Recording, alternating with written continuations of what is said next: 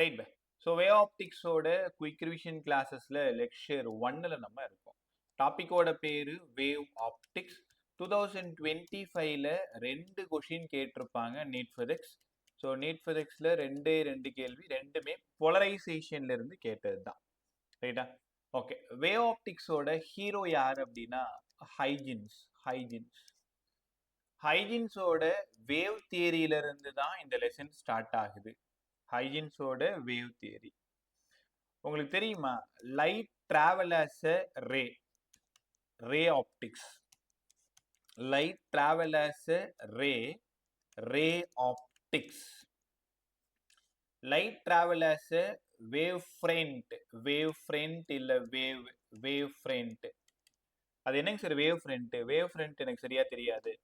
Light travel as a wave front. Light வந்து wave front மாதிரி போகுது அப்படின்னா அதுக்கு பேரு வேவ் ஆப்டிக்ஸ். ரைட்டா? அப்ப ரே ஆப்டிக்ஸ்னா light travel as a ray. Wave optics light travel as a wave front. ரொம்ப முக்கியமான விஷயம். ரே ஆப்டிக்ஸ்ல என்ன படிச்சீங்க? வே ஆப்டிக்ஸ்ல என்ன படிக்க போறீங்க? வேவ் ஆப்டிக்ஸ்ல இன்டர்ஃபரன்ஸ், வே ஆப்டிக்ஸ்ல போலரைசேஷன், வே ஆப்டிக்ஸ்ல டைஃப்ராக்ஷன். இது மூணுமே படிச்சா இதுக்கு பேரு வேவ் ஆப்டிக்ஸ். இந்த 3 டாபிக்கை கம்ப்ளீட் பண்ணோம் அப்படின்னா நம்ம வேவ் ஆப்டிக்ஸை கம்ப்ளீட் பண்ணியிருக்கோம்னு அர்த்தம். ரே ஆப்டிக்ஸ்ல ரிஃப்ளெக்ஷன், ரீஃப்ராக்ஷன், டிஸ்பர்ஷன், பிரிசம் இதெல்லாம் படிக்கிறது ஃபுல்லாவே ரே ஆப்டிக்ஸ். ரைட்டா?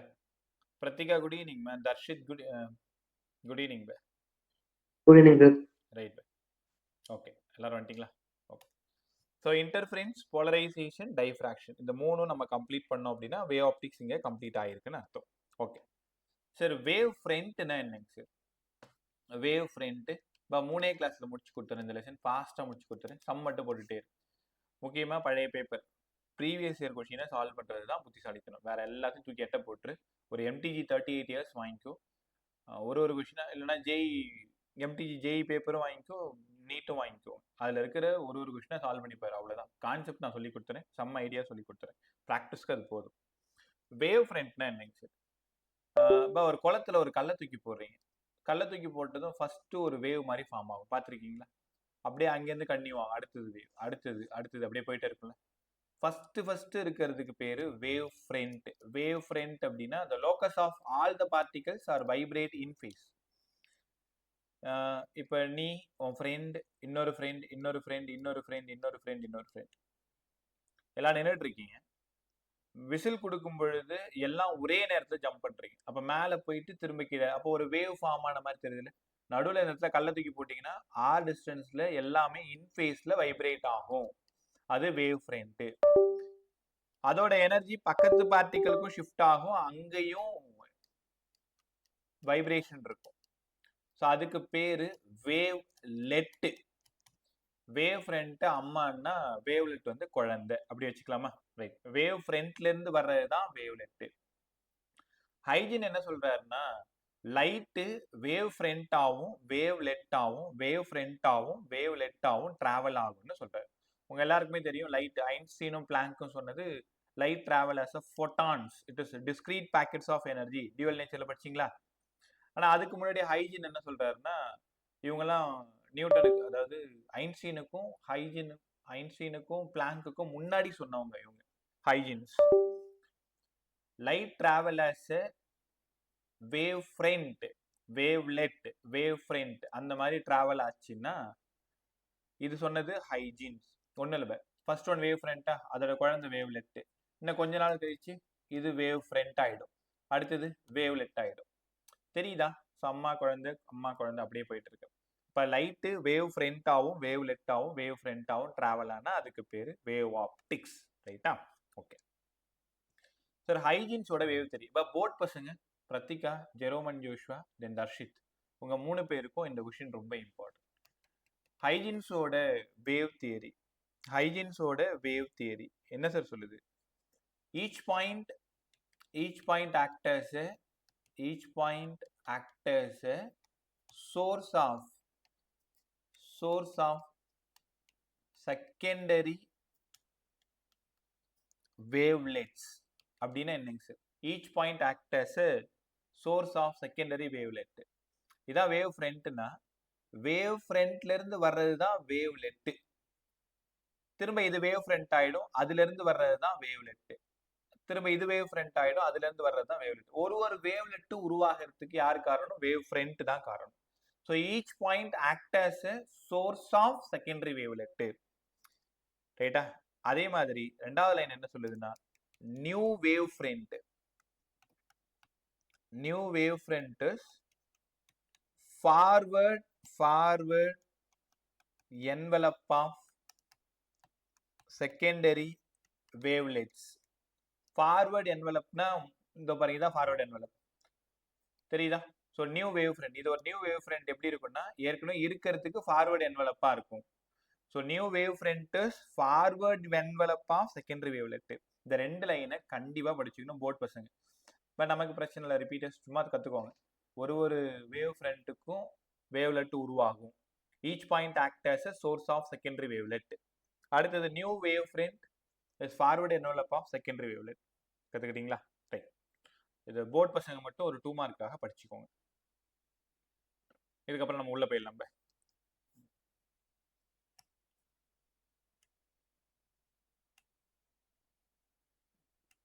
ஒரே நிமிஷம். ஓகே, வேவ் ஃப்ரண்டோட டைப் சொல்லி கொடுங்க சார். வேவ் ஃப்ரண்ட்ல 3 டைப் படிக்க போறோம். பட் நீட் ஃபிசிக்ஸ் உனக்கு இதுல சம் கேட்பாங்க. வேவ் ஃப்ரண்ட்ல 3 டைப் படிக்க போறோம். ஒன்னு spherical wave front. Spherical wave front. ரெண்டாவது சிலிண்ட்ரிக்கல் வேவ் ஃப்ரண்ட். ரெண்டாவது சிலிண்ட்ரிக்கல் வேவ் ஃப்ரண்ட். ஸ்ரீநிதி, உனக்கு போர்ஷன்லாம் முடிச்சாங்கம்மா ஸ்காலர்ல? இல்ல சார். என்ன லெசன் போயிட்டு இருக்கு?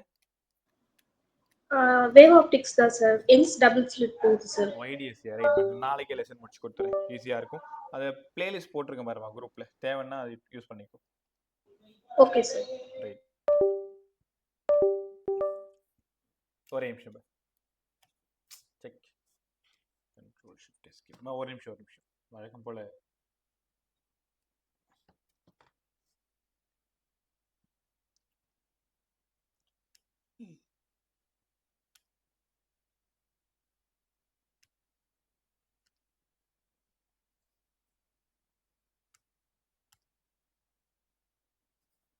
அப்ப ஸ்கிரீன் தெரியாது.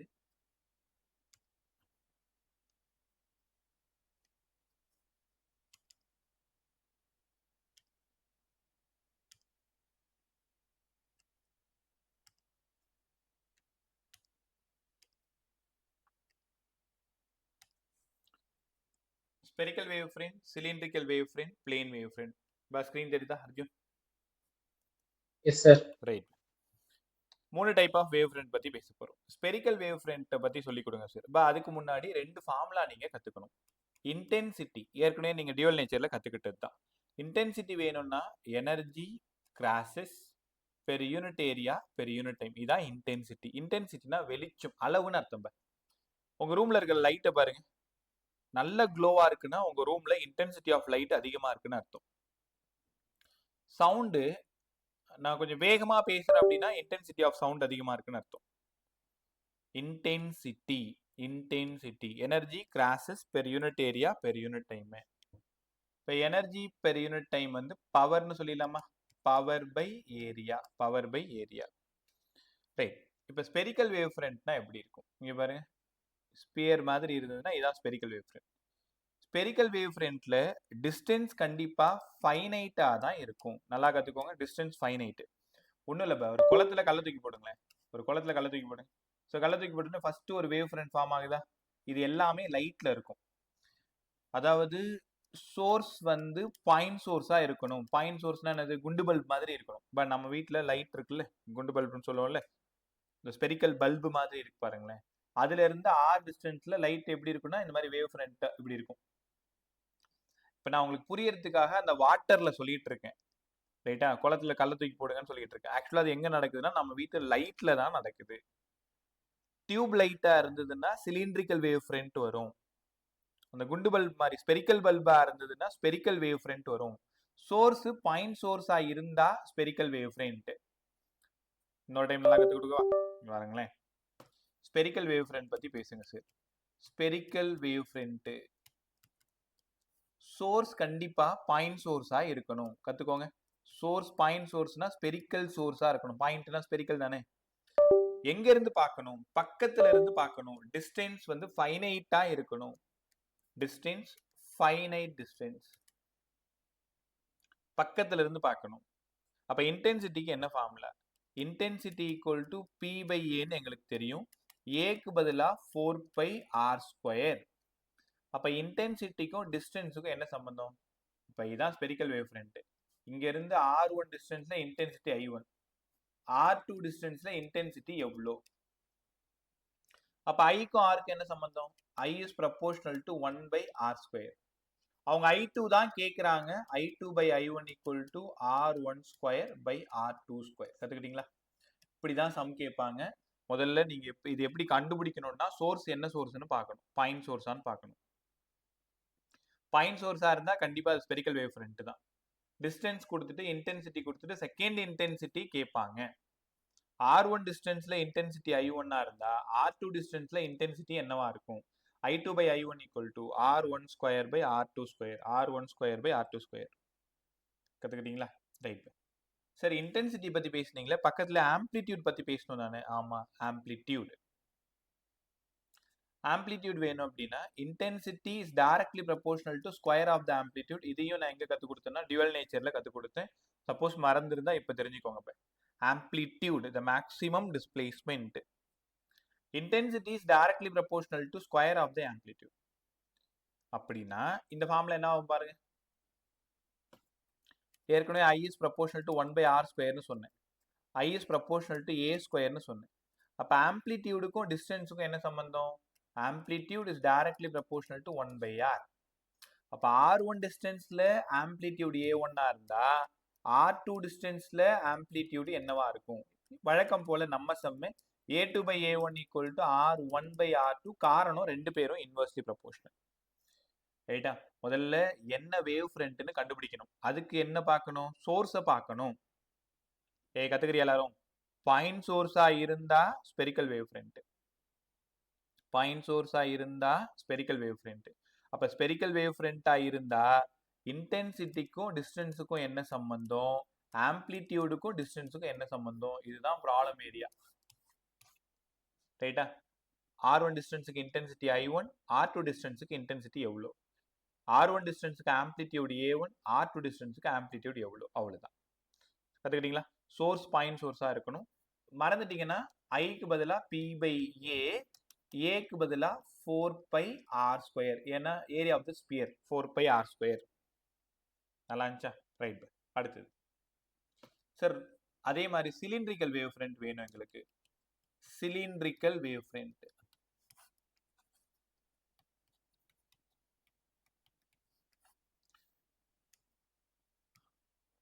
Cylindrical wave front.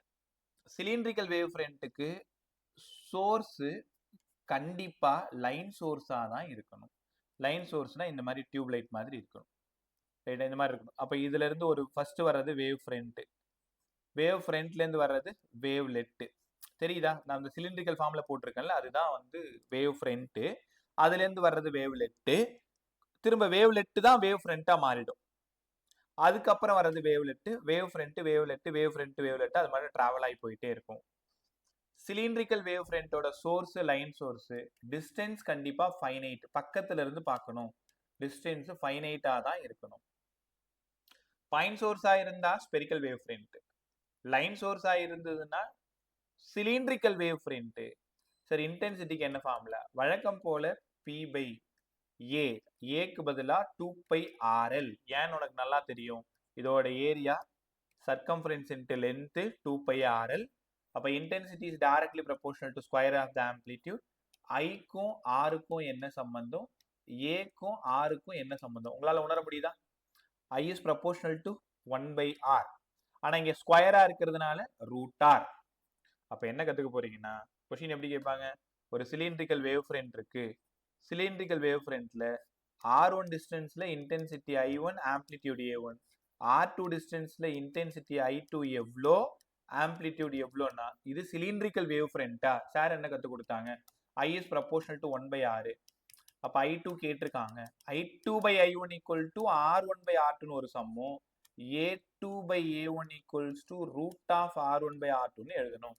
அதனால தான் சோர்ஸை கரெக்டாக பாருங்கன்னு சொன்னேன். என்ன வேவ் ஃப்ரண்ட்னு கண்டுபிடிக்கணும். பாயிண்ட் சோர்ஸாக இருந்ததுன்னா spherical, I is proportional to 1/R². ஒன்று மட்டும் தெரிஞ்சுக்கோ. இன்னொன்று நம்மளா எழுதிக்கலாம், ஆம்ப்ளிடியூட் ப்ரொபோர்ஷனல் டு 1/R. அங்க சிலிண்ட்ரிக்கல் வேவ் ஃப்ரண்ட்ல I is proportional to 1/R, A is proportional to 1/√R. கத்துக்கிட்டீங்களா? Okay.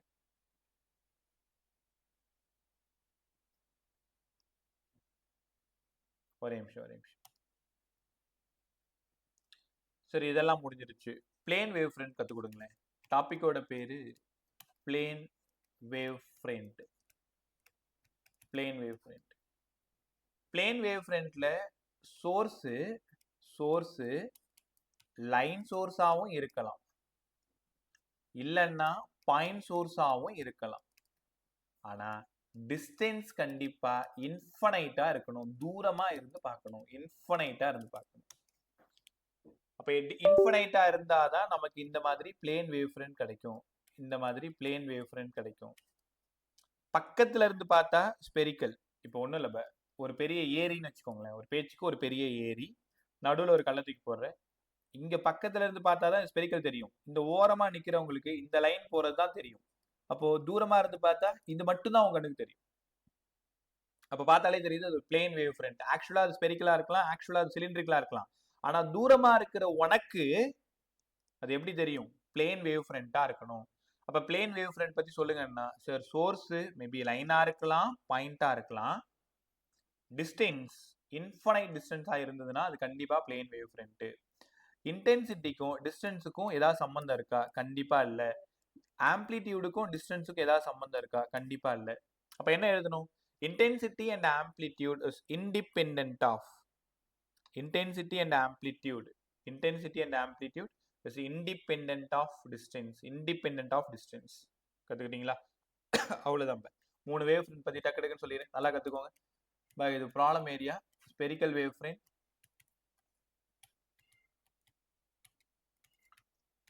Cylindrical wave front, plane wave front.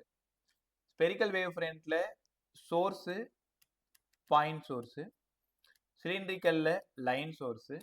இங்க பாயிண்டாவும் இருக்கலாம், லைனாவும் இருக்கலாம். டிஸ்டன்ஸ் ஃபைனைட்ல இருந்து பார்க்கணும், பக்கத்துல இருந்து பார்க்கணும். இது infinite. Spherical wave front, cylindrical wave front, plane wave front. இங்க intensity proportional to 1/R², intensity proportional to 1/R, intensity proportional to R/0. Amplitude is proportional to 1/R, amplitude is proportional to 1/√R, amplitude is proportional to R/0. ரைட்டா? So இந்த 3 wave ஃப்ரண்ட்ல இருந்தும் problem solve பண்றது ரொம்ப ரொம்ப நல்லது. அதே மாதிரி இங்க இன்டென்சிட்டியும் ஆம்ப்ளிடியூடும் இண்டிபெண்டன்ட்னு கத்துக்கணும். இப்போ நல்லா கத்துக்கிட்டீங்களா? ரைட். அடுத்தது 2 விஷயம் கத்துக்க போறீங்க. ஒன்று ரிஃப்ளெக்ஷன், இன்னொன்று ரீஃப்ராக்ஷன். அப்படியே ஜென்ரலா எல்லாத்துக்கும் சேர்த்து சொல்லிடுறேன், கவனமா கத்துக்கிட்டே வா. Reflection of plane wave front. Reflection school பசங்க, உங்களுக்கு அந்த இதுக்கான வீடியோ வந்து ஃபர்ஸ்ட் வீடியோவில் டெரிவேஷன் போட்டிருப்பேன். இப்போ ஒரு பிளேலிஸ்ட் அனுப்பிச்சிருக்கேன்ல, அந்த பிளேலிஸ்ட்டில் ஃபர்ஸ்ட் வீடியோவில் டெரிவேஷன் போட்டிருப்பேன். டெரிவேஷன் கிளாஸ் முடிச்சு ஜஸ்ட் பார்த்துக்கும். நான் அதை எப்படி எழுதணும், எப்படி கன்க்ளூஷன் இங்கே சொல்லிடுறேன். நான் 2 கிளாஸ் பிளான் பண்ணியிருக்கேன், இன்னைக்கு நாளைக்கும் 2 நாளில் முடிச்சிடணும். ஸோ டெரிவேஷன் ரொம்ப டீட்டெயில்டாக போகல. உனக்கு அது வேணும்னா ஃபர்ஸ்ட் லெக்சர் அப்படியே குரூப்பில் பார்த்துக்கோ, பிளேலிஸ்ட்டில் ஃபர்ஸ்ட் லெக்சரில் இருக்கும். Reflection of plane wave front. Reflection of plane wave front. Plane wave ஃப்ரண்டோட ரிஃப்ளெக்ஷன். முதல்ல ரிஃப்ளெக்ஷன் பற்றி நல்லா தெரிஞ்சுக்கோங்க. இது ஒரு ரிஃப்ளெக்டட் சர்ஃபேஸ் அப்படின்னா ஒரு ரே படுது, ரிஃப்ளெக்ட் ஆகுது. இது ரே ஆப்டிக்ஸ்ல படிச்சீங்க. Angle of incidence I, angle of reflection R. அப்ப angle of I equals to angle of R. Incident ray, reflected ray and normal line are all lie in same plane. இது ray ஆப்டிக்ஸ்ல ரேல படிச்சீங்க. அதே மாதிரி வேவ் ஆப்டிக்ஸ்லயும் reflection of plane wave front படிக்க போறீங்க. எப்படி சார் படிக்கிறது? இது வந்து ஒரு ரிஃப்ளெக்டட் சர்ஃபேஸ். ஆக்சுவலா ஏபி அப்படின்னா இது ஒரு பிளேன் வேவ் ஃப்ரண்ட். இந்த வேவ் ஃப்ரண்ட் வந்து இங்க படுது. அப்போ இது ஒரு இன்சிடென்ட் ரே, மேல இருந்து ஒரு line incident of light. So பட்டு ரிஃப்ளெக்ட் ஆகுது, இதுவும் பட்டு ரிஃப்ளெக்ட் ஆகுது. இதை கரெக்டா மார்க் பண்ணி இங்க இருந்து மார்க் அடிச்சா இதுதான் வந்து சிடி. அப்ப ஏபி இன்சிடென்ட் வேவ் ஃப்ரண்ட், இப்ப நான் டீடைலா டெரிவேஷனுக்கு போகல, அங்க போய் பார்த்துக்கோ. சிடி என்ன ஆகுதுன்னா ரிஃப்ளெக்டட் வேவ் ஃப்ரண்ட். ரைட்டா? ஸோ இந்த இடத்துல இருந்து ஒரு நார்மல் லைன் ட்ரா பண்றோம். அதே மாதிரி இங்கேயுமே ஒரு நார்மல் லைன் ட்ரா பண்றோம். அது ஆங்கிள் ஆஃப் இன்சிடென்ஸும் ஆங்கிள் ஆஃப் ரிஃப்ளெக்ஷனும் ஈக்குவலா இருக்கும். Angle of I equal to angle of R. Solve பண்ணா அதான் உங்களுக்கு கிடைக்கும். Then incident wavefront, reflected wavefront and normal line are all lie in same plane. அதே தான் எழுத போறீங்க. டயக்ராம் மட்டும் ரேக்கு போடாம வேவ் ஃப்ரண்ட்டுக்கு போடுவீங்க. இது ரே ஆப்டிக்ஸ்ல படிச்சது. இங்க வேவ் ஃப்ரண்ட் காட்டணும். ஏபி இன்சிடென்ட் வேவ் ஃப்ரண்ட் பட்டு ரிஃப்ளெக்ட் ஆகிறதுனால சிடி எனக்கு கிடைக்குது. So AB incident wave front, CD reflected wave front. இங்க லா ஆஃப் ரிஃப்ளெக்ஷன் ஒபே ஆகுது. Angle of I equal to angle of R. Incident wavefront, reflected wavefront and normal line are all lie in same plane. ரைட்டா? அங்க சொன்னதுதான் அங்க சொல்ல போறீங்க. அங்க ரேன்னு சொல்ல போறீங்க, இங்க வேவ் ஃப்ரண்ட்னு சொல்ல போறீங்க. ரைட்டா?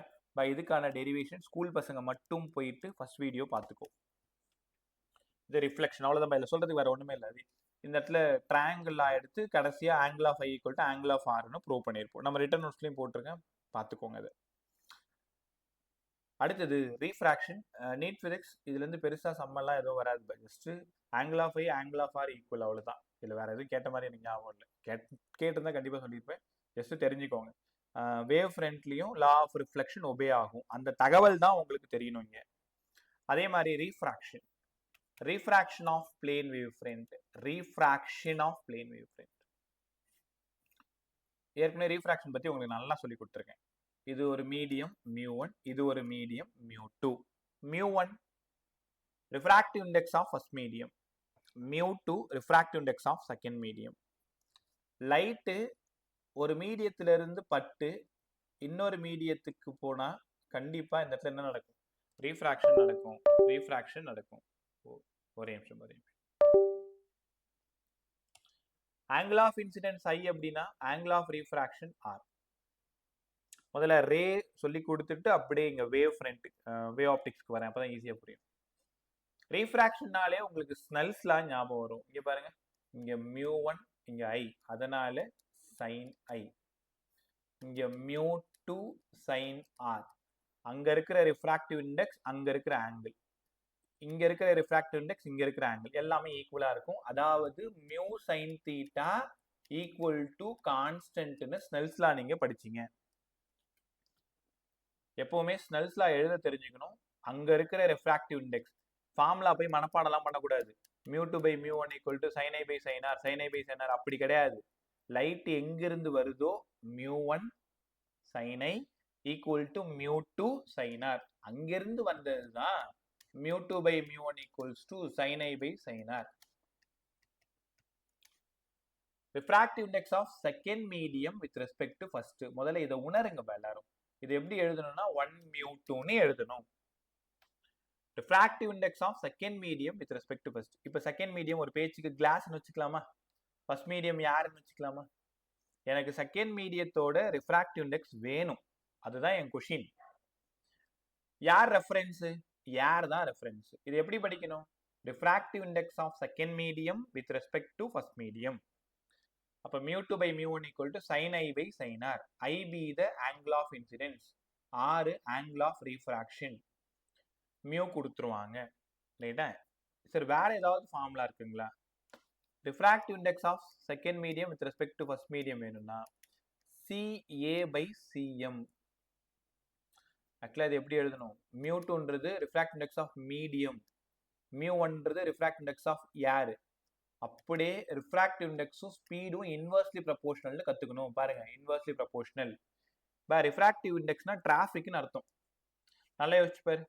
ஐஜியில் டிராஃபிக் ஜாஸ்தியாக இருந்தால் உங்களால் எப்படி வேகமாக போக முடியும்? ஸ்பீடு கம்மியாக தானே இருக்கும்.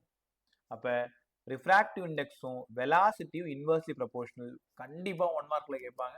இதுலேருந்து சம்மும் கேட்பாங்க. நல்லா தெரிஞ்சுக்கோ, ரிஃப்ராக்டிவ் இண்டெக்ஸ்ன்றது டிராஃபிக் மாதிரி ஞாபகம் வச்சுக்கோங்க. டிராஃபிக் நிறைய இருந்தால் ஸ்பீடு கம்மியாக இருக்கும். கரெக்ட் தானே? So refractive index is inversely proportional to velocity. Refractive index is inversely proportional to velocity. அடுத்தது சிக்கு பதிலா நியூ லாம்டா யாருன்றதுனால எம். ஏன் சார் ஃப்ரீக்வன்சிக்கு மட்டும் எம்னு எழுதல? For refraction frequency constant. எல்லாரும் என் கூட படிங்க. ரீஃப்ராக்ஷன் நடக்கும் பொழுது ஃப்ரீக்வன்சி மாறாது. ரீஃப்ராக்ஷன் நடக்கும் பொழுது ஃப்ரீக்வன்சி மாறாது. ஒரு மீடியத்துல இருந்து இன்னொரு மீடியத்துக்கு லைட் போகுது. அந்த டைம்ல என்ன நடக்கும்? வேவ்லென்த் மாறும், ஸ்பீடு மாறும், ஃப்ரீக்வன்சி மட்டும் கான்ஸ்டன்ட். போர்ட் பசங்க, உனக்கு ஒரு 1 மார்க் கொஸ்டின் இருக்கு. Frequency constant. refractive index is directly proportional to 1 by velocity, இல்லைன்னா inversely proportional to velocity, இல்லைன்னா inversely proportional to wavelength. இப்போ இன்னும் ஒரு டைம் நல்லா சொல்லுங்க சார். இங்கே தேவைப்பா உங்களுக்கு நிறைய. mu is proportional to 1 by lambda proportional to 1 by v. இப்போ wavelength inversely proportional தான், velocityயும் inversely proportional தான். கற்றுக்கிட்டீங்களா? சார் அப்போ ஃபார்முலா ஃபுல்லாக எழுதி கொடுத்துருங்க. refractive index of second medium with respect to first medium வேணும்னா இங்க இருந்து sin I by sin r, இல்லைன்னா lambda a by lambda m, இல்லைன்னா CA by CM. இதுல எந்த ஃபார்முலா யூஸ் பண்ணி வேணாலும் சம் கேட்கலாம். எப்படி நீங்க ரே ஆப்டிக்ஸ்ல இதே மாதிரி படிச்சீங்களோ அதே மாதிரி வே ஆப்டிக்ஸ்க்கும் படிக்க போறீங்க. ரைட்டா? இப்போ ஒரே நிமிஷம் ஃபார்முலா பார்த்துட்டே.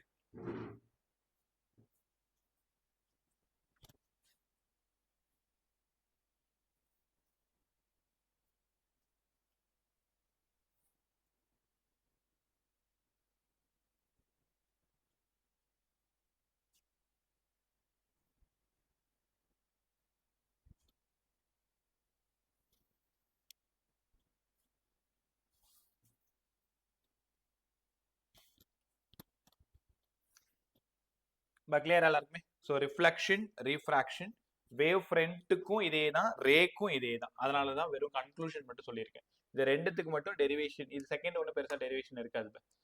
தேவைன்னா போயிட்டு அந்த ஃபர்ஸ்ட் வீடியோவில் பார்த்துட்டு, இல்லைன்னா எஸ்எல்ஆர் வர வச்சிருந்தா அதை பார்த்து ஒரு டைம் ப்ராக்டிஸ் பண்ணிக்கோ. ரைட்டா? ஸோ ரீஃப்ராக்ஷன்ல யார் கான்ஸ்டன்ட் கேட்டால் அவங்க பதில் என்ன? ரீஃப்ராக்ஷன்ல யார் கான்ஸ்டன்ட்? வேவ் லென்த்தா, ஸ்பீடா, ஃப்ரீக்வன்சியா? ஃப்ரீக்வன்சி. ஸோ ரீஃப்ராக்ஷன்ல ஃப்ரீக்வன்சி கான்ஸ்டன்ட். அவ்வளோதான். சூப்பராக விஷயம் எல்லாம் முடிஞ்சிச்சு இல்லையா? அங்கிருந்து நம்ம போகிறது பிரின்சிபல் ஆஃப் சூப்பர் பொசிஷன். இனிமேல் தான் ப்ராப்ளம் ஏரியா ஸ்டார்ட் ஆகுது. இதுக்கு மட்டும் சும்மா இன்ட்ரோ. வேவ் ஃப்ரண்ட்னா என்ன? The locus of all the particles are vibrate in phase. லோக்கஸ்னா என்ன தெரியுமா? இப்போ இந்த இடத்துல கல் தூக்கி போறீங்கன்னா இதான் சோர்ஸ். அப்படின்னா இங்க இருந்து ஆர் டிஸ்டன்ஸ்ல நிறைய பேர் இருப்பாங்க. அவங்க எல்லாரும் ஒரே நேரத்துல வைப்ரேட் ஆனா ஒரு வேவ் மாதிரி ஃபார்ம் ஆகும். அதுதான் wave front. The locus of all the particles are vibrate in phase. In phase னா ஒரே நேரத்துல ஜம்ப் பண்றது, ஒரே நேரத்துல வைப்ரேட் ஆகுது. 5 வந்து 0 in phase. ரைட்டா? ஸோ வேவ் ஃப்ரண்ட்னா என்ன? டைப் ஆஃப் வேவ் ஃப்ரண்ட்ல 3. இன்டென்சிட்டி ஆம்ப்ளிடியூட் ரிலேஷன் பார்க்கணும். Reflection of plane wave front, refraction of plane wave front. இது ரெண்டுத்தையும் ஃபாஸ்டா படிச்சுக்கணும். அடுத்தது principle of superposition. Principle of superposition என்னங்க சார் சொல்லுது? ஒன்றும் இல்லை, ஒரு வேவும் இன்னொரு வேவும் ஆட் பண்றது தான் principle of superposition. Principle of சூப்பர்பொசிஷன்னா ஒரு வேவையும் இன்னொரு வேவையும் ஆட் பண்ணணும்.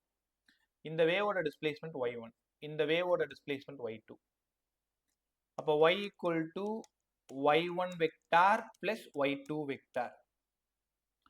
ரெண்டு வேவை ஆட் பண்ற இந்த பினமினானோட பேரு தான் principle of superposition. Superposition ரெண்டுத்தையும் ஆட் பண்றது. ஆட் பண்ணும்போது உனக்கு புதுசா ஒரு வேவ் கிடைக்கும். அதுதான் ரிசல்டன்ட். அப்ப ஒன்னு இப்படி இருக்கு y1, இன்னொன்னு இப்படி இருக்கு y2, இன்னொன்னு y. இதான் அந்த y. இன்னும் ஈஸியா புரியுற மாதிரி சொல்றேன். ஏற்கனவே சொன்ன டயலாக் தான், புது பசங்க நீங்க தெரிஞ்சுக்கோங்க. இப்போ ஒரு தாமரை இலைன்னு வச்சுக்கோங்களேன், லோட்டஸ் லீஃப் வந்து ஒரு தாமரை குளத்துல இருக்கு. ஒரே ஒரு கல்லை மட்டும் தூக்கி இங்க போடுற, இது இப்போ வேவ் போயிட்டு இந்த தாமரை இலைய 4 சென்டிமீட்டர் தூக்கி மேல ரைஸ் பண்ணுது. இப்ப 2 ஃப்ரெண்ட்ஸ் இருக்கீங்க, 2 பேரும் ஒரே நேரத்துல கல்லை தூக்கி போடுறீங்க. உன்னோடது 4, அவனோடது 6. அப்ப டோட்டலா இந்த லீஃப் வந்து 10 சென்டிமீட்டர் லிஃப்ட் ஆகலாம், இல்ல 2 சென்டிமீட்டர் மட்டும் லிஃப்ட் ஆகலாம். எப்படி சார் சொல்றீங்க? ஒன்னு 6 + 4, இல்லனா 6 - 4. இன் ஃபேஸா இருந்தா 6 + 4, அவுட் ஆஃப் ஃபேஸா இருந்தா 6 - 4. அப்ப அதோட ஆம்ப்ளிடியூட் மேபி 10 ஆவும் இருக்கலாம், 2 ஆவும் இருக்கலாம். இன் ஃபேஸா இருந்தா 10, அவுட் ஆஃப் ஃபேஸா இருந்தா 2. அதை பத்தி தான் இப்ப பேச போறோம். இதுக்கு முன்னாடி எப்படி கவனிச்சுன்னு தெரியல, அடுத்த அரை மணி நேரம் ரொம்ப சூப்பரா கவனிக்கணும். இன்னைக்கு YDC வரைக்கும் முடிச்சு கொடுத்துறேன். ரைட், இன் ஃபேஸ்னா என்ன, அவுட் ஆஃப் ஃபேஸ்னா என்ன? முதல்ல இன் ஃபேஸ்னா ஒரு வேவ் எங்க இருந்து ஸ்டார்ட் ஆகுதோ அதே மாதிரி இன்னொரு வேவ் ஒன்னாவே வந்து ஒன்னாவே போயிட்டு ஒன்னாவே இப்படியே இருந்ததுன்னா இதுக்கு பேர் இன் ஃபேஸ். இன் ஃபேஸா இருந்தா 5 ஓட வேல்யூ 0. இன் ஃபேஸா இருந்தா 5 ஓட வேல்யூ 0. அவுட் ஆஃப் ஃபேஸ்னா ரெண்டு பேரும் கோச்சிக்கிட்டு போறது, ஒரு வேவ் மேல போகும், ஒரு வேவ் கீழே போகும். இப்படி போனா இதுக்கு பேரு out of phase. Out of phase வந்து 180 டிகிரி, இல்லைன்னா ஒரு pi. 1 pi, 3 pi, 5 pi, add multiples of pi, out of phase. Even multiples of pi, in phase, in phase. ரைட்டா? திரும்ப அப்படியே உள்ள வந்து இப்போ சூப்பர் பொசிஷன்னா என்னன்னு தெரிஞ்சிருச்சு. ரெண்டு வேவை ஆட் பண்றது, 2 or more waves superimpose. அதுக்கு பேரு தான் principle of superposition. Right sir, புரிஞ்சிருச்சு. அப்படி உள்ள வாங்க. y1க்கு பதிலா a sin ஒமேகா டி. எப்பவுமே ஒரு வேவ் ஈக்குவேஷன், சைன் ஈக்குவேஷன் எப்படி எழுதுவீங்க? ஆசிலேஷன்ல படிச்சிருப்பீங்க. a sin omega T. y2 equal to omega T plus 5 எடுத்துக்கலாமா? y2 equal to a2 sin omega T plus 5. இப்போ ஃபேஸ் டிஃபரன்ஸ்னா 5. எப்படி கண்டுபிடிக்கணும்? செகண்ட் ஃபர்ஸ்ட் எழுதிக்கணும். Omega T plus 5 minus omega T plus 5. Omega T plus 5 minus omega T minus 5. அப்ப face difference 5 minus 5. இப்போ face difference எப்படி கண்டுபிடிக்கணும்னு தெரியுதா? சரி, இதை ஒரு சம்மா சொல்லி கொடுத்தா எங்களுக்கு இன்னும் ஈஸியா புரியும். இங்க பாருங்க, a1 sin omega T plus pi, y2 a2 sin omega T plus pi by 2. எப்படி ஃபேஸ் டிஃபரன்ஸ் கண்டுபிடிக்கிறதுனா ஒரு மெத்தட் நல்லா கத்துக்கோ. செகண்ட் ஈக்குவேஷனை ஃபர்ஸ்ட் எழுது, omega t plus pi pi 2. கத்துக்கிற வரைக்கும் பிராக்கெட் போட்டுக்கோ. Minus omega t plus pi. அடுத்து என்ன நடக்குது பாருங்க, omega t plus pi pi 2 minus omega t minus pi. போயிடுச்சா? Pi pi 2 minus pi, pi minus 2 pi pi 2, அப்ப மைனஸ் பை பை 2. இப்போ மைனஸ் பை பை 2னா என்ன அர்த்தம்? நீங்க யாரை ஃபர்ஸ்ட் எழுதுனீங்க? செகண்ட் ஈக்குவேஷனை தான் ஃபர்ஸ்ட் எழுதுனீங்க. அப்ப என்ன எழுதணும்? y2 lags y1 by pi by 2. எப்படி கத்துக்கணும்? மைனஸ் இருந்தா lags, பிளஸ் இருந்தா leads. y2 lags y1 by pi by 2, y2 lags y1 by pi by 2.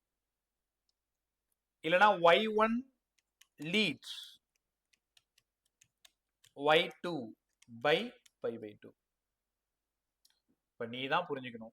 So ஒரு ஈக்குவேஷன் y1 y2 ரெண்டு ஈக்குவேஷன் கொடுத்துட்டு இது ரெண்டு ஈக்குவேஷனுக்கு ஃபேஸ் டிஃபரன்ஸ் கண்டுபிடிக்க சொன்னாங்கன்னா உன் விருப்பம் தான். நீ ஃபர்ஸ்ட் எழுதலாம், செகண்ட் எழுதலாம், உன் விருப்பம், எப்படி வேணாலும் எழுதிக்கலாம். பட் ஒரு மெத்தட் நல்லா கத்துக்கணும். நான் எப்பவுமே கத்துக் கொடுக்கறது செகண்ட் ஃபர்ஸ்ட் எழுதுங்க.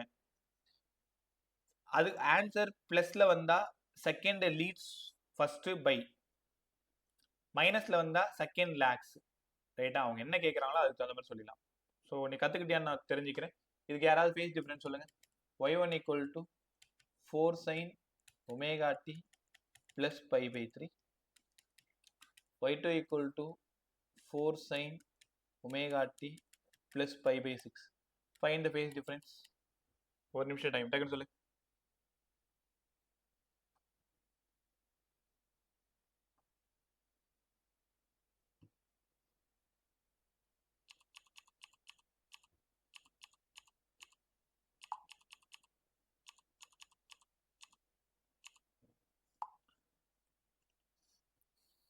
சீக்கிரம்.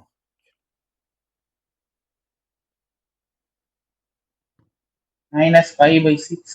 -5/6 sir. -5/6. -5/6. வேற -5/6 செக் பண்ணிடுமா? இங்க பாருங்க, ஒமேகா டி பிளஸ் 5/6 இப்பதான் கத்துக்கிட்டியே. -ωt -π/3. அப்ப π/6 -π/3. 3π - 6π -3π/18 -π/6.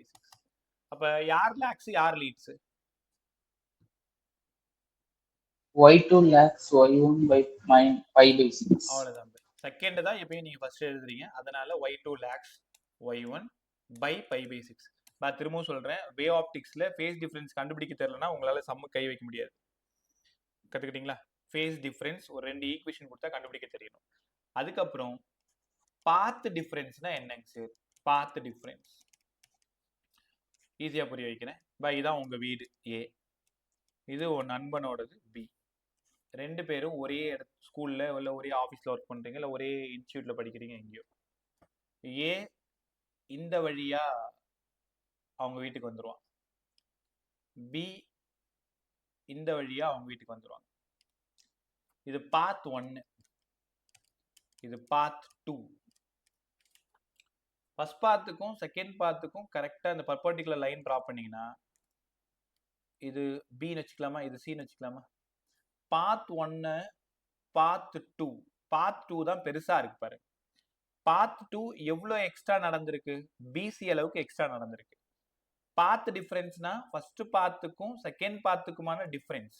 இந்த பாத் டிஃபரன்ஸ் தான் இந்த சிம்பிளோட பேரு டெல். இப்ப ரெண்டு வேவ் வந்து சூப்பர் இம்போஸ் ஆகுதுன்னா ரெண்டு வேவுக்கு நடுவுல ஃபேஸ் டிஃபரன்ஸ் இருக்கும், ரெண்டு வேவுக்கு நடுவுல பாத் டிஃபரன்ஸ் இருக்கும், ரெண்டு வேவுக்கு நடுவுல டைம் டிஃபரன்ஸ் இருக்கும். அதை தான் இப்ப நம்ம கண்டுபிடிக்க போறோம். ஒன்றும் இல்லை, இப்போ முன்னாடி உன் ஃப்ரெண்ட் போயிட்டான், உன்னை ஸ்கூல் விட்டுட்டு ஸ்கூல்ல வந்து முன்னாடி கிளம்பிட்டான், பின்னாடி நீ போயிட்டு இருக்க அப்படின்னு வச்சுக்கேன்.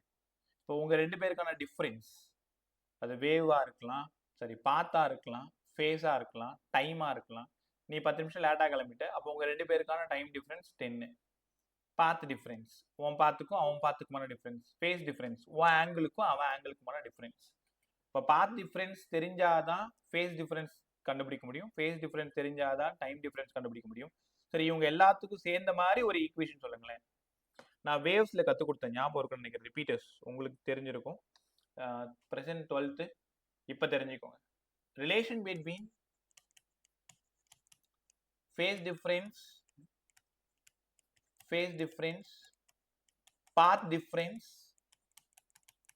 and time difference. Relation between phase, path and time. Relation between phase, path and time. Right. Phi equals to 2 pi by lambda into del. சில புக்ல டெல்லுக்கு பதிலா del xன்னு இருக்கும். del phi னா phase difference, del னா path difference. கத்துக்கிட்டீங்களா? எப்படி some போடணும்னு தோ சொல்லி தராரு. டைம் டிஃபரன்ஸ் சொல்லி கொடுங்க sir. del phi equals to 2 pi by t into del t. இது ஃபேஸுக்கும் டைமுக்குமானது, ஃபேஸுக்கும் டைமுக்குமானது. ரைட்டா? del phi equals to 2 pi by t into del t. இங்க t வந்தா இங்க del t, இங்க லாம்டா வந்தா இங்க del. லாம்டா தான் பாத், வேவ் லென்த், பாத். பாருங்களேன், இன்னும் டீட்டெயிலா புரிய வைக்கிறேன். இது ஒரு வேவ் பேக். இந்த வேவ் இந்த இடத்துல இதோட ஃபேஸ் எவ்வளோன்னா பை. இப்போ அதோட பாத் எவ்வளோன்னா λ/2. ஏன்னா ஒரு ஃபுல் பாத் வந்து லாம்டான்னு தெரியும். அங்கே டைம் எவ்வளோன்னா t/2. இப்போ புரிஞ்சிச்சா உங்களுக்கு? இந்த இடம் டைம் t/4, பாத் λ/4, ஃபேஸ் π/2 90 டிகிரி. அதே இந்த இடமா இருந்ததுன்னா 2π, ஒரு t, ஒரு லாம்டா. இங்க இருந்ததுன்னா 3π/2, 3t/4, 3 λ/4. இப்போ ஃபேஸ் பார்த்து டைம் எல்லாமே ஒரு வேவ்ல இருக்கும். இப்போ ஒரு பேச்சுக்கு எல்லாரும் இந்த இடத்த பாருங்க, பை பாருங்க. ஃபேஸ் வந்து பை, ஃபேஸ் டிஃபரன்ஸ் வந்து பை. அப்போ பாத் என்னவா இருக்கும்? பாத் வந்து λ/2 வரணுமா? இப்போ 2π/λ இன்ட்டு டெல்லுக்கு பதிலா λ/2. λ போயிடுச்சா? சரி, டெல்லு தான் கண்டுபிடிக்க போறோம். சாரி, டெல்லு தான் கண்டுபிடிக்க போறோம். அப்போ பைக்கு பை போயிடுச்சு. அப்போ டெல் வேணும்னா λ/2 வந்துருச்சா பாரு. அதே மாதிரி தான் டைம். ஃபேஸ் கொடுத்தா பாத் கண்டுபிடிக்கணும், பாத் கொடுத்தா ஃபேஸ் கண்டுபிடிக்கணும், ஃபேஸ் கொடுத்தா டைம் கண்டுபிடிக்கணும், டைம் கொடுத்தா ஃபேஸ் கண்டுபிடிக்க தெரியணும். சரியா புரியலன்னா ஒரே ஒரு டைம் ஈக்குவேஷன் மட்டும் எழுதுறேன்.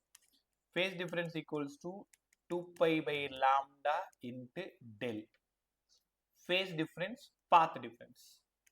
del phi equals to 2π/t into del t. யாரா இதை சொல்லுங்க பா. del phi க்கு பதிலா π/6. அப்ப பாத் டிஃபரன்ஸ் என்னவா இருக்கும்? சால்வ் பண்ண, டக்குன்னு சால்வ் பண்ண.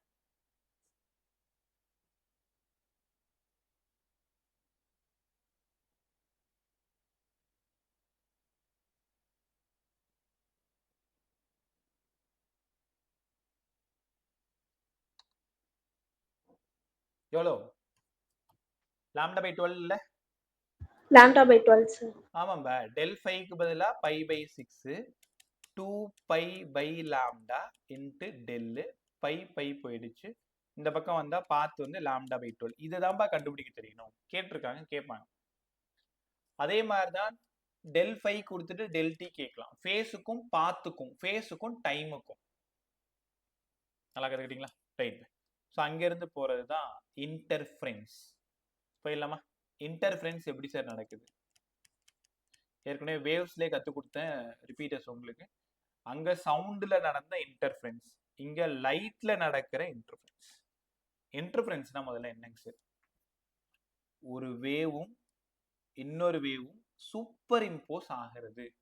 சூப்பர் இம்போஸ்னா ஒரு வேவ் மேல இன்னொரு வேவ் உட்கார்றது தான் super impose.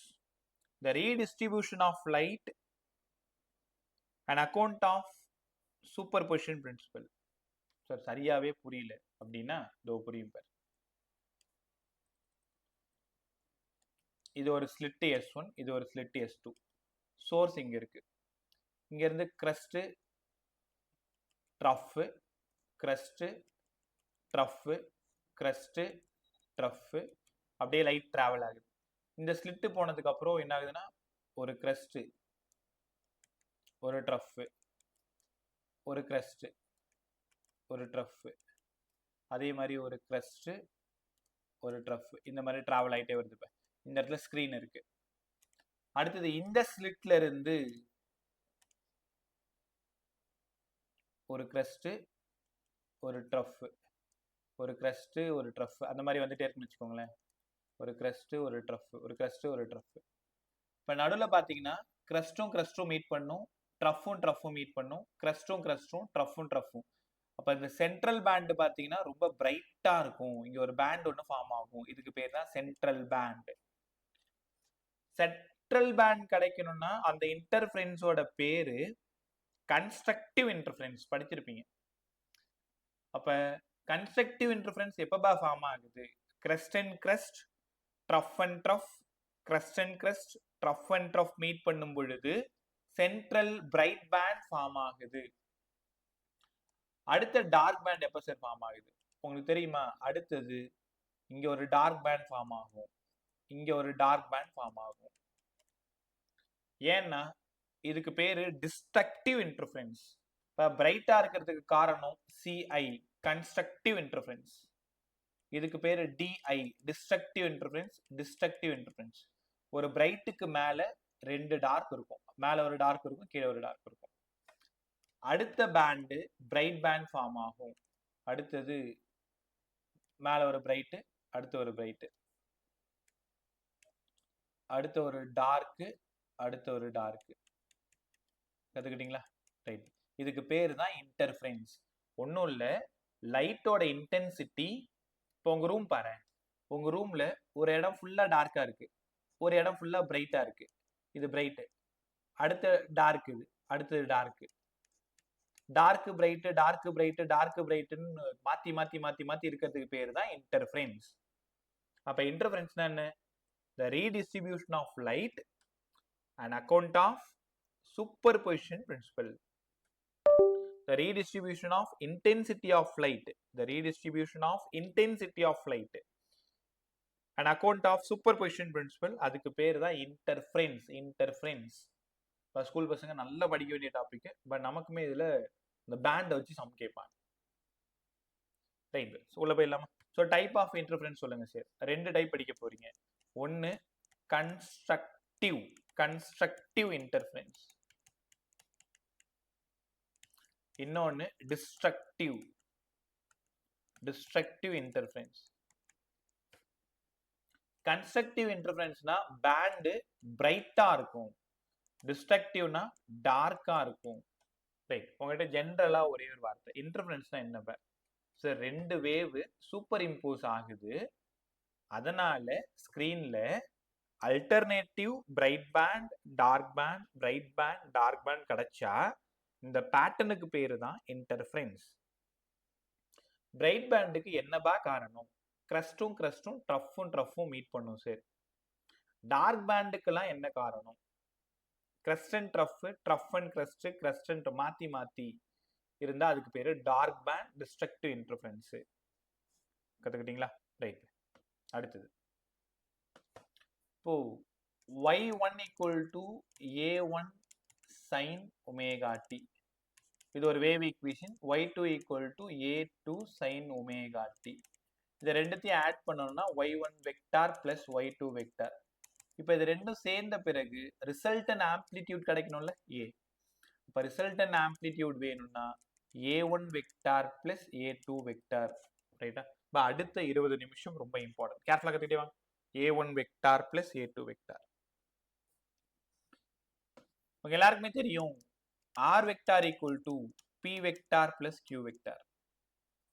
So r equals to root of p square plus q square plus 2pq cos theta. உங்களுக்கு வெக்டாரை உடைச்சி மேக்னிடியூட் எடுக்க தெரியும். அதே மாதிரி தான் இங்க a equal to root of a1 square plus a2 square plus 2a1 a2 cos theta. a equal to root of a1 square plus a2 square plus 2a1 a2 cos theta. ரைட்டா? இது resultant amplitude. ஒன்றும் இல்லை, அந்த தாமரையில சொன்னல, ஒரு கல்லோட amplitude a1, இன்னொன்னோடது a2. உங்க 2 பேருக்கும் எவ்வளவு ஆங்கிள் அது தெரிஞ்சுக்கிட்டா அந்த தாமரை இலையோட டோட்டல் ஆம்ப்ளிடியூட் உங்களால கண்டுபிடிக்க முடியும். இப்போ 2 லைட் சூப்பர் இம்போஸ் ஆகுது, அதோட ரிசல்டன்ட் லைட்டோட ஆம்ப்ளிடியூட் என்னவா இருக்கும்? Root of a1 square plus a2 square plus 2a1 a2 cos theta. சரி, கத்துக்கிட்டோம். இதே ஃபார்முலாவை இன்டென்சிட்டிக்கு மாத்தி கொடுங்க. 2 பக்கமும் ஸ்கொயர் பண்ணிக்கோங்க, ரூட் போயிடுமா? 2a1 a2 cos theta. a square I, a1 square I1, a2 square I2,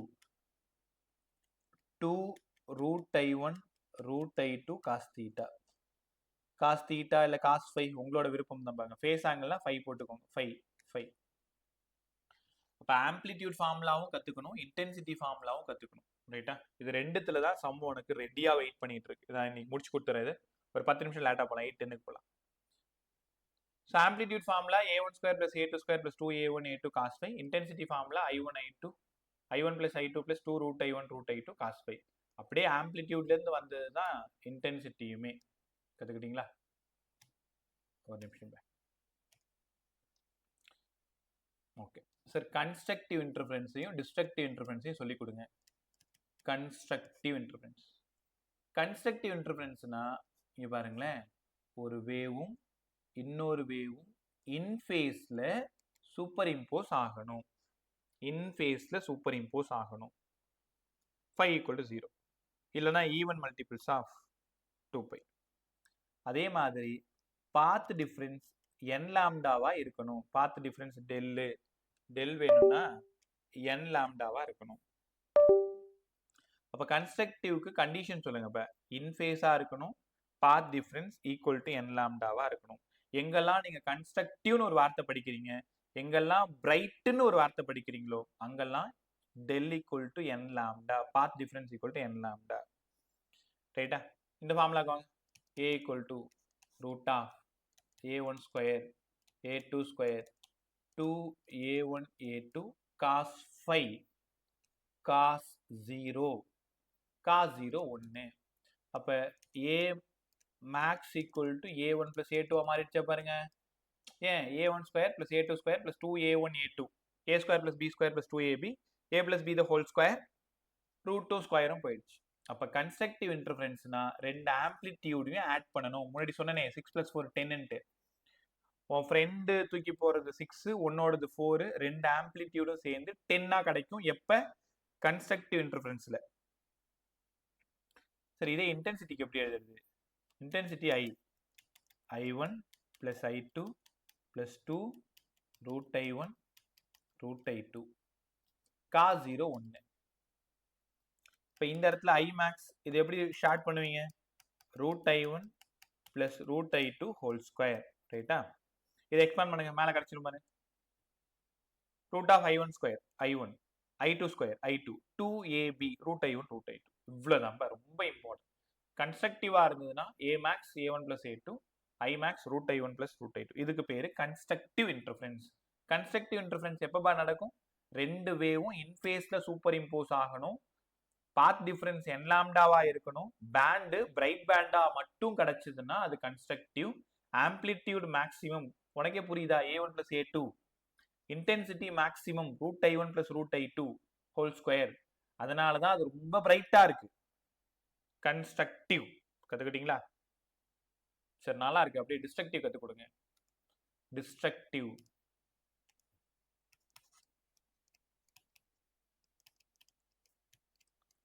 destructive interference phase difference 180 இருக்கும் சார், which mean π இருக்கும். Path difference 2n minus 1 lambda by 2 இருக்கும். path difference 2n minus 1 lambda by 2. path difference 2n minus 1 lambda by 2. கத்துக்கிட்டீங்களா? இங்க வாங்களேன். a formula பாருங்க. root of a1 square a2 square 2a1 a2 cos 180 minus 1. தெரியுதானே எல்லாருக்குமே? ஏன்னா 180 கொடுத்துருக்கேன். அப்ப இங்க மைனஸ் ஆயிடும், இது a மினிமம் ஆயிடும். அப்பவே யோசிச்சிருப்பீங்க, இது a1 minus a2. a minimum a1 minus a2. கத்துக்கிட்டீங்களா? அதே மாதிரி i minimum root i1 minus root i2 whole square. root i1 minus root i2 the whole square. அப்ப கன்ஸ்ட்ரக்டிவ்னா a1 plus a2 root i1 plus root i2 the whole square.